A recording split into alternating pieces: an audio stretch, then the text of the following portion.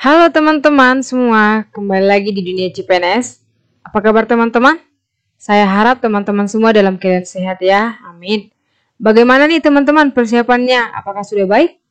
Semoga sudah mantap semua persiapannya ya teman-teman. Oke teman-teman, pada video kali ini kita akan kembali memantapkan persiapan teman-teman untuk menghadapi PPG Pretest untuk PGSD. Untuk teman-teman yang ketinggalan video saya sebelumnya, teman-teman bisa cek di channel ini. Nah, supaya teman-teman tidak ketinggalan video-video terbaru saya, jangan lupa subscribe channel ini ya teman-teman. Nah, teman-teman langsung saja kita ke metode penyampaiannya ya. Yang pertama, jumlah soal dalam video ini ada 15 soal yang sudah saya rangkum dari berbagai sumber ya teman-teman. Yang kedua, saya akan bacakan soal beserta opsi secara lengkap. Yang ketiga, saya akan beri jeda 3 detik setelah saya selesai membacakan soal agar teman-teman dapat menjawab terlebih dahulu soalnya. Jika teman-teman butuh waktu yang lebih banyak, silahkan di-pause ya teman-teman videonya. Oke, yang keempat, untuk teman-teman yang ingin menghitung skornya, silahkan dicatat jumlah soal yang benar, setiap poin yang benar dikali 5 poin, dan yang salah 0 poin tentunya ya teman-teman. Oke, nah jika videonya terlalu cepat atau lambat, teman-teman bisa menggunakan fitur mempercepat atau memperlambat video di fitur pengaturan. Oke, langsung saja kita ke soal nomor 1. Seorang guru PPKN SD dalam mengembangkan evaluasi hasil belajar akan melaksanakan tes subsumatif, mengembangkan tes kinerja, melakukan observasi aktivitas siswa, memberi tugas kelompok dan individu. Evaluasi yang dilakukan guru dengan melakukan kegiatan seperti itu dalam pembelajaran dikenal dengan A. Evaluasi akhir semester, B. Evaluasi proses dan hasil, C. Evaluasi dalam proses, D. Authentic assessment, E. Evaluasi hasil belajar. Oke teman-teman, seperti biasa saya akan kasih waktu 3 detik untuk teman-teman boleh menjawab soal nomor 1 terlebih dahulu. Baiklah teman-teman, langsung saja kita lihat jawaban yang sesungguhnya adalah D. Authentic assessment. Kenapa jawabannya D? Langsung saja kita simak di pembahasan. Seorang guru PPKN SD dalam mengembangkan evaluasi hasil belajar, melaksanakan subsumatif, mengembangkan tes kinerja, melakukan observasi aktivitas siswa, memberi tugas kelompok dan individu. Evaluasi dalam pembelajaran yang dilaksanakan oleh guru dikenal dengan authentic assessment. Oke teman-teman, inilah pembahasan untuk soal nomor 1. Next, langsung saja kita lanjut ke soal nomor 2. Dalam pembelajaran PPKN, guru sebaiknya dapat membuat RPP dengan menggunakan prinsip pengembangan RPP berbasis konteks yang memiliki makna bahwa A. Adanya konsistensi antara kompetensi dasar, indikator, dan materi. B. Pembelajaran berorientasi pada pengetahuan dan nilai kehidupan kekinian. C. Proses pembelajaran yang menjadikan lingkungan sekitar sebagai sumber belajar. D. Kompetensi inti merupakan acuan utama dalam pengembangan RPP. E. Adanya hubungan antara yang menjadi materi pembelajaran. Oke teman-teman, 3 detik boleh saya kasih untuk teman-teman menjawab soal nomor 2. Oke, langsung saja kita lihat jawaban yang sebenarnya adalah B. Pembelajaran berorientasi pada pengetahuan dan nilai kehidupan kekinian. Mengapa jawabannya B? Mari kita simak langsung di pembahasan. Dalam pembelajaran PPKN, guru sebaiknya dapat membuat RPP dengan menggunakan prinsip-prinsip tertentu. Salah satu prinsip dari pengembangan RPP adalah berbasis konteks. Artinya, pembelajaran berorientasi pada pengetahuan dan nilai kehidupan kekinian. Oke teman-teman, langsung saja kita next ke soal nomor 3. Di sebuah sekolah dasar dalam satu kelas terdiri dari 26 peserta didik yang kemampuan belajarnya beragam. 7 peserta didik tampak sangat menonjol, bagus dalam memahami pelajaran, sementara ada 6 peserta didik yang kemampuannya sangat kurang dalam memahami pelajaran, sedangkan sisanya biasa saja. 7 peserta didik yang menonjol bagus sekarang justru mengganggu temannya yang belum memahami pelajaran. Jika akan dilakukan penelitian untuk perbaikan pembelajaran, variabel terikat yang sesuai dengan kondisi kelas tersebut adalah A. Model pembelajaran, B. Pemahaman, C. Jumlah peserta didik, D. Kesulitan belajar, E. Kemampuan belajar. Oke teman-teman, 3 detik dimulai dari sekarang. Oke, langsung saja kita lihat jawaban yang sebenarnya adalah B. Pemahaman. Kenapa pemahaman? Langsung saja kita simak di pembahasan. Variabel yang terikat yang sesuai dengan kondisi kelas tersebut adalah pemahaman. Melalui penelitian akan dapat diukur bagaimana upaya yang dilakukan oleh guru dalam rangka meningkatkan pemahaman peserta didik. Peningkatan pemahaman dapat dilakukan dengan melakukan eksperimen atau tindakan dengan menerapkan model media, pengembangan materi dan atau perlakuan lain dalam pembelajaran. Inilah pembahasan untuk soal nomor 3. Oke teman-teman, langsung saja kita lanjut lagi ke soal nomor 4. Seorang guru SD kelas 4 dalam muatan pembelajaran PPKN memulai pembelajaran dengan menyampaikan beberapa penjelasan berdasar pokok-pokok materi pembelajaran, lalu membentuk kelompok untuk melaksanakan kegiatan pembelajaran. Setelah selesai tugasnya, siswa melaporkan hasil diskusi kelompoknya. Selesai presentasi, siswa diberi hadiah sebagai penghargaan atas keberhasilannya. Guru tersebut menerapkan model pembelajaran A. Kontekstual, B. Direct, C. Berbasis masalah, D. Kooperatif, E. Berbasis proyek. Oke teman-teman, silahkan dijawab terlebih dahulu. Saya akan kasih waktu 3 detik untuk teman-teman boleh menjawab soal nomor 4. Oke, waktunya habis dan kita lihat jawabannya sesungguhnya adalah D. Kooperatif. Kenapa? Langsung saja kita lihat di pembahasan. Guru SD kelas 4 yang memulai pembelajaran dengan menyampaikan penjelasan berdasar pokok-pokok materi pembelajaran, membentuk kelompok untuk melaksanakan kegiatan pembelajaran, dan melaporkan hasil diskusi kelompoknya ini menerapkan model pembelajaran kooperatif. Pembelajaran kooperatif dalam pembelajaran PPKN mengajarkan kepada peserta didik keterampilan kewarganegaraan. Oke teman-teman, inilah pembahasan untuk jawaban soal nomor 4 ya teman-teman. Oke, kita lanjut ke soal nomor 5. Manakah pernyataan berikut tentang Pancasila pertama yang paling benar? A. Sila pertama Pancasila mengamanatkan bahwa seluruh warga negara wajib beragama. B. Sila pertama Pancasila mengamanatkan bahwa peraturan perundangan didasarkan pada agama. C. Sila pertama mengamanatkan bahwa seluruh warga negara wajib bertuhan yang diwujudkan dengan memeluk agama atau kepercayaannya. D. Sila pertama memberikan kebebasan kepada setiap warga negara beribadah sesuai dengan agama dan keyakinannya, menciptakan kerukunan umat beragama, aturan dan penyelenggaraan bernegara harus berketuhanan yang Maha Esa. E.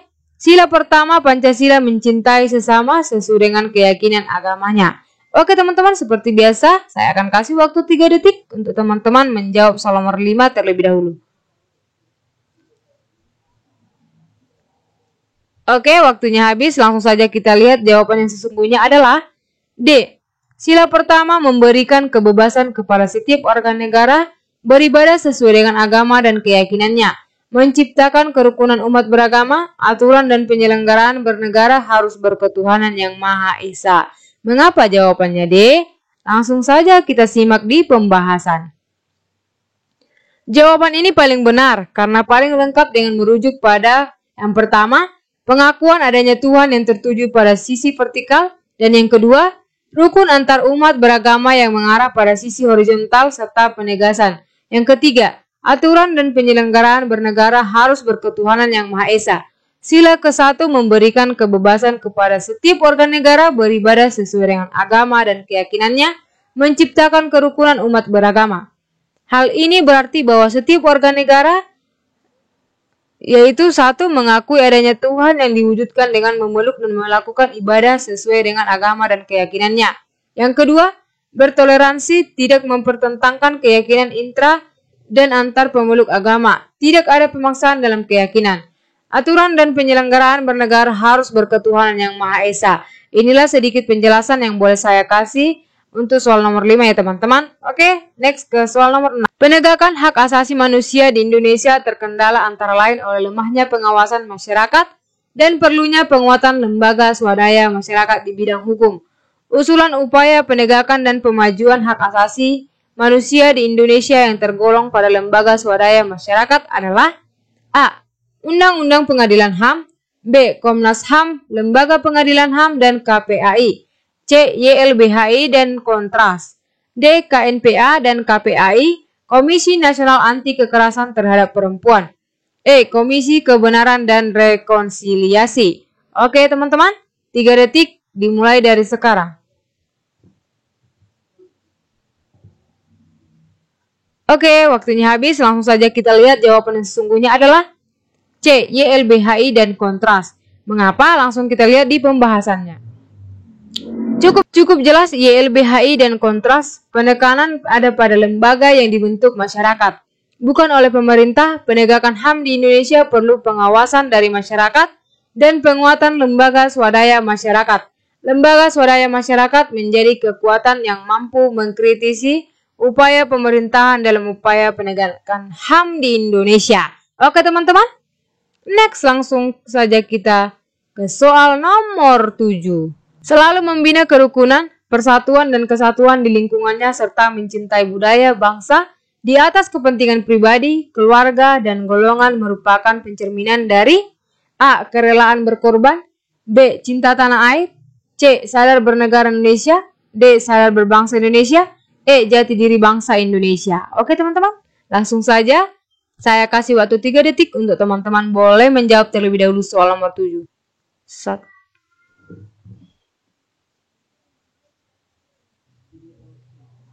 Oke, langsung saja kita lihat jawaban yang sesungguhnya adalah B. Cinta tanah air. Mengapa jawabannya B? Langsung kita simak di pembahasan. Negara Kesatuan Republik Indonesia adalah bangsa yang lahir karena adanya contoh sikap cinta tanah air. Tanpa rasa cinta tanah air, negara ini tidak akan terbentuk. Seperti yang kita tahu, bangsa Indonesia memiliki sejarah yang panjang untuk menjadi sebuah negara yang berdaulat. Cinta tanah air juga merupakan sebuah kebanggaan, rasa memiliki, rasa menghargai, menghormati, dan loyalitas sehingga menimbulkan keinginan untuk merawat dan membela tanah air. Dari semua definisi di atas, semuanya merujuk pada ungkapan bahwa kecintaan itu menimbulkan rasa memiliki dan ingin melindungi apa yang kita miliki. Oke teman-teman, inilah pembahasan untuk soal nomor 7 ya. Langsung saja kita next ke soal nomor 8. Salah satu kerugian yang paling utama ditimbulkan oleh ekstremisme dalam kehidupan masyarakat multikultur, berbangsa dan bernegara adalah A. Tumbuhnya sikap menang sendiri, B. Semakin kuatnya individualisme, C. Terjadinya perpecahan, D. Menimbulkan rasa saling curiga, E. Berkembangnya nasionalisme sempit. Oke teman-teman, 3 detik boleh saya kasih untuk teman-teman menjawab soal nomor 8 terlebih dahulu. Oke, langsung saja kita lihat jawaban yang sesungguhnya adalah C. Terjadinya perpecahan. Mengapa? Langsung kita simak di pembahasan. Multikultur atau keberagaman merupakan karakteristik dari bangsa Indonesia yang terdiri dari beragamnya suku bangsa, etnis, ras, agama, dan kebudayaan daerahnya. Realitas keberagaman atau multikultur ini rentang akan terjadinya konflik, baik vertikal maupun horizontal.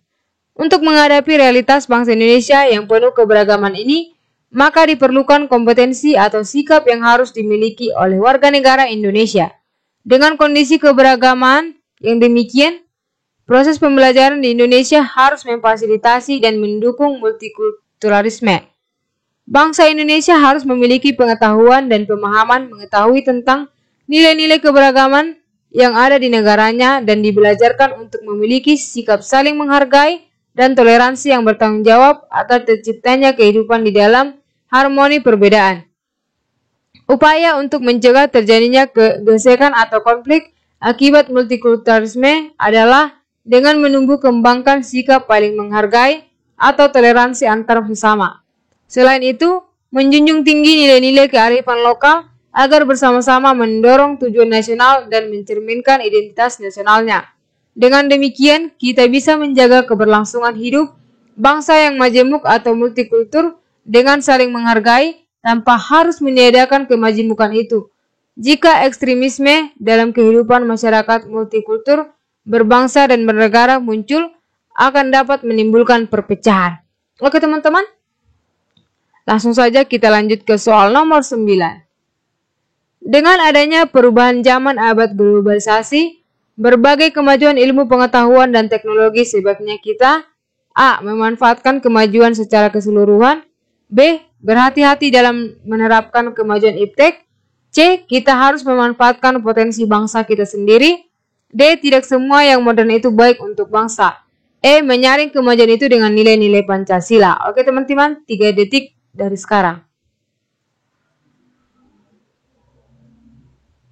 Oke, langsung saja kita lihat jawaban yang sungguhnya adalah E. Menyaring kemajuan itu dengan nilai-nilai Pancasila. Mengapa? Langsung kita simak di pembahasan. Globalisasi merupakan fenomena mendunianya suatu peradaban yang saat ini adalah mendunianya peradaban atau kebudayaan barat. Sehingga globalisasi sebenarnya berdampak positif dan negatif bagi negara-negara di dunia.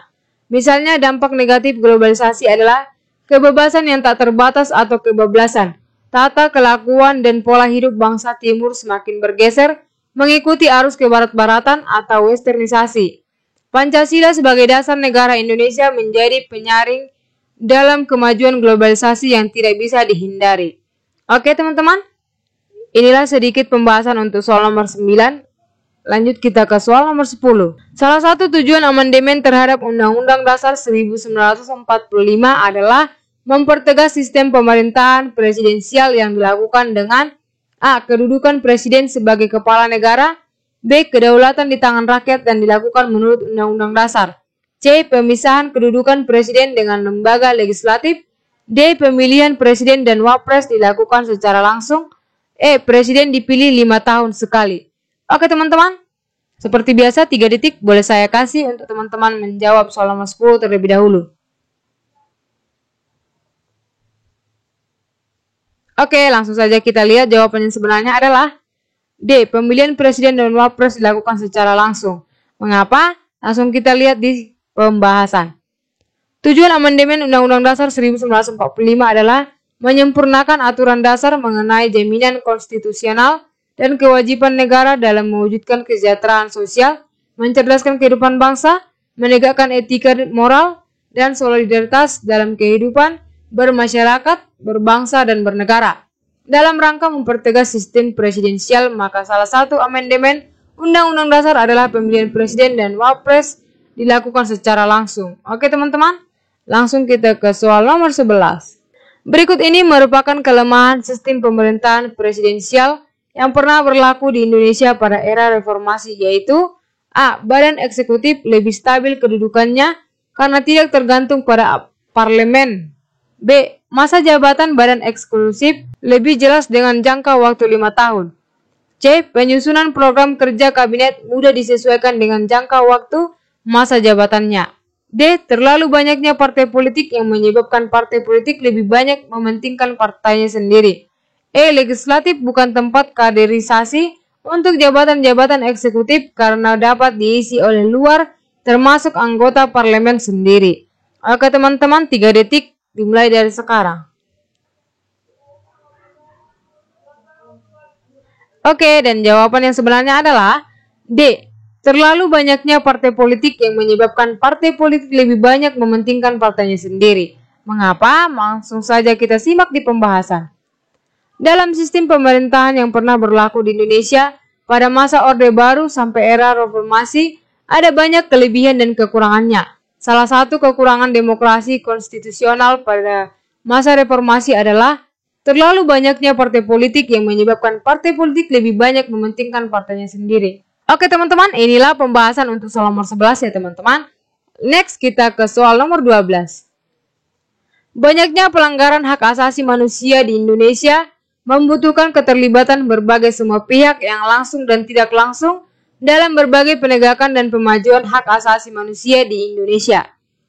Kuat lemahnya upaya penegakan dan pemajuan hak asasi manusia secara langsung di Indonesia ditentukan oleh A. Kesadaran warga negara itu sendiri yang tidak mengetahui bahwa perilakunya melanggar hak asasi manusia. B. Undang-Undang Dasar 1945 dan amandemen Undang-Undang Lembaga Kepemerintahan dan Lembaga Swadaya Masyarakat yang menangani hak asasi manusia. C. Kemauan politik atau political will dari pemerintah yang sedang berkuasa. D. Hakim yang adil dalam memberikan keputusan. E. Komisi Nasional Hak Asasi Manusia dan KPAI atau Komisi Perlindungan Anak Indonesia, Komisi Nasional Anti Kekerasan Terhadap Perempuan belum bekerja maksimal.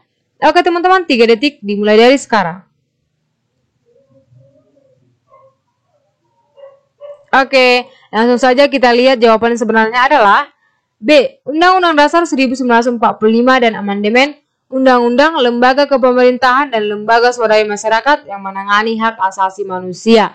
Mengapa? Kita simak langsung di pembahasan. Upaya penegakan dan pemajuan hak asasi manusia di Indonesia ditentukan oleh beberapa hal sebagai berikut. Yang pertama, Undang-Undang Dasar 1945 dan amandemen terbentuknya undang-undang yang mengatur hak asasi manusia atau Kepres nomor 181/1998 tentang Komisi Nasional Anti Kekerasan Terhadap Perempuan, Undang-Undang nomor 39/1999 tentang hak asasi manusia, Undang-Undang nomor 26 tahun 2000 tentang Pengadilan Hak Asasi Manusia, dibentuknya lembaga kepemerintahan yang menangani masalah hak asasi manusia atau Komnas HAM, KNPA, dan KPAI. Komisi Nasional Anti Kekerasan Terhadap Perempuan, Komisi Kebenaran dan Rekonsiliasi, atau Undang-Undang nomor 27/2004. Yang ketiga, dibentuknya lembaga swadaya masyarakat yang memantau pelanggaran hak asasi manusia. Oke teman-teman, langsung saja kita lanjut ke soal nomor 13. Perhatikan ilustrasi berikut. Bu Sarkas mengikuti rapat pemilihan Ketua Dasawisma di RT-nya.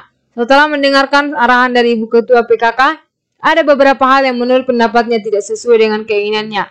Maka secara spontan Bu Sarkas menyalahkan apa yang disampaikan Ibu Ketua PKK dengan bahasa yang sangat kasar dan menyakitkan hati. Perilaku Bu Sarkas ini bertentangan dengan norma A. Sosial, B. Kesopanan, C. Hukum, D. Agama, E. Kesusilaan. Oke teman-teman, 3 detik boleh saya kasih untuk teman-teman menjawab soal nomor 13 terlebih dahulu. Oke, dan jawaban sebenarnya adalah B. Kesopanan. Mengapa? Langsung kita simak di pembahasan.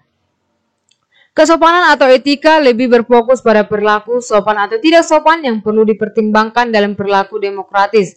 Sebagai warga negara, hukum lebih berfokus pada aturan yang jelas sanksinya. Agama lebih berfokus pada perintah dan larangan yang sanksinya di akhirat. Sedangkan kesusilaan bersumber dari hati nurani dalam menentukan baik dan buruk. Norma atau kaidah adalah ketentuan, patokan, ukuran yang mengatur tingkah laku manusia dalam kehidupan bermasyarakat. Di balik ketentuan itu terdapat norma yang menjadi landas tingkah laku manusia. Norma kesopanan adalah ketentuan hidup yang bersumber dari pergaulan masyarakat yang didasari oleh beberapa hal diantaranya, yaitu kebiasaan, kepatutan, kepantasan yang berlaku dalam masyarakat. Norma kesopanan juga disebut norma etika, sopan santun, atau tata krama. Norma sopan santun yang khas dan aktual akan berbeda antara masyarakat satu dengan yang lain. Contoh-contoh norma kesopanan yang muda harus menghormati yang lebih tua usianya, berangkat ke sekolah harus berpamitan dengan orang tua terlebih dahulu, memakai pakaian yang pantas dan rapi, dan jangan berkata kasar dengan orang lain. Oke teman-teman, langsung saja kita lanjut ke soal nomor 14. Pancasila merupakan landasan bagi penyelenggara negara dan pelaksanaan sistem pemerintahan. Konsekuensi penerapan fungsi Pancasila sebagai dasar negara Republik Indonesia adalah A. Segala peraturan yang ada harus berdasar dan bersumber Pancasila. B. Pancasila menjadi pedoman dalam kehidupan sehari-hari. C. Pancasila menjadi alat pemersatu bangsa. D. Pancasila menjadi kepribadian bangsa Indonesia. E. Ciri khas bangsa Indonesia. Oke teman-teman, 3 detik boleh saya kasih untuk teman-teman menjawab soal nomor 14 terlebih dahulu. Oke, langsung saja kita lihat jawaban yang sesungguhnya adalah A. Segala peraturan yang ada harus berdasar dan bersumber Pancasila. Mengapa? Langsung kita simak di pembahasan. Konsep kunci yang perlu dicermati adalah fungsi atau Pancasila dalam konteks dasar atau yang bersifat mendasari, serta lingkup wadah atau negara, bukan dikaitkan dengan bangsa atau manusianya, atau sebagaimana pengecoh jawaban yang menekankan bangsa atau kehidupan sehari-hari manusianya. Kata yang jelas membantu adalah landasan bagi penyelenggara negara dan pelaksanaan pemerintahan. Pancasila merupakan landasan bagi penyelenggara negara dan pelaksanaan sistem pemerintahan. Sebagai dasar negara, Pancasila merupakan sumber dari segala sumber hukum, di mana segala peraturan yang ada harus berdasar dan bersumber pada Pancasila. Sejalan dengan teori Hans Kelsen tentang kaidah hukum berjenjang, artinya peraturan di bawah harus berpedoman dan tidak boleh bertentangan pada peraturan di atasnya. maka pasal 7 Undang-Undang Nomor 12 Tahun 2011 tentang pembentukan peraturan perundang-undangan menyebutkan bahwa hierarki peraturan perundangan di Indonesia adalah sebagai berikut. A. Undang-Undang Dasar NRI tahun 1945. B. Ketetapan MPR. C. Undang-undang atau Perbu. D. Peraturan pemerintah atau PP. E. Peraturan presiden atau Perpres. F. Peraturan daerah provinsi. G. Peraturan daerah kabupaten atau kota. Oke teman-teman, next kita lanjut ke soal yang terakhir, yaitu soal nomor 15. Gagasan bahwa negara perlu menata kewenangannya dengan adanya pelimpahan kekuasaan dari pemerintah pusat kepada pemerintah daerah. Sistem pemerintahan yang dianut Republik Indonesia saat ini adalah A. Federal. B. Monarki. C. Presidensial asas desentralisasi. D. Presidensial asas sentralisasi. E. Parlementer. Oke teman-teman, 3 detik. Dimulai dari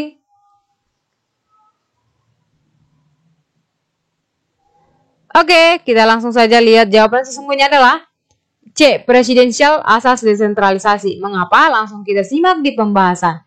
Sistem pemerintahan merupakan serangkaian cara yang digunakan suatu negara untuk mengatur segala yang berhubungan dengan kepemerintahan dan kenegaraan. Aturan pemerintahan yang masuk dalam sistem berkaitan dengan sekumpulan aturan dasar tentang pola kepemerintahan, pola pengambilan kebijakan, pola pengambilan keputusan, dan lainnya. Untuk mengatur negara dan pemerintahannya, setiap negara memilih sendiri sistem pemerintahan yang sesuai dengan negaranya. Terdapat beberapa sistem pemerintahan di dunia, yaitu sistem pemerintahan presidensial, parlementer, semi-presidensial, liberal, demokrasi liberal, dan komunis, di mana antara satu dengan lainnya memiliki karakteristik, kelebihan, dan kelemahannya masing-masing. Sistem pemerintahan yang digunakan Indonesia saat ini sama dengan sistem pemerintahan setelah amandemen Undang-Undang 1945, yaitu presidensial.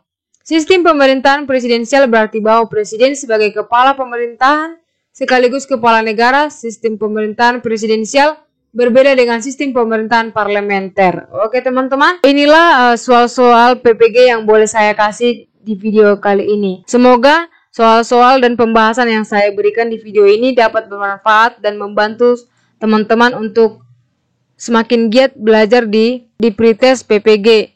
Oke teman-teman, semoga semuanya lulus ya, amin. Terima kasih juga kepada teman-teman yang sudah selalu menonton dan like dan subscribe video saya. Terima kasih teman-teman.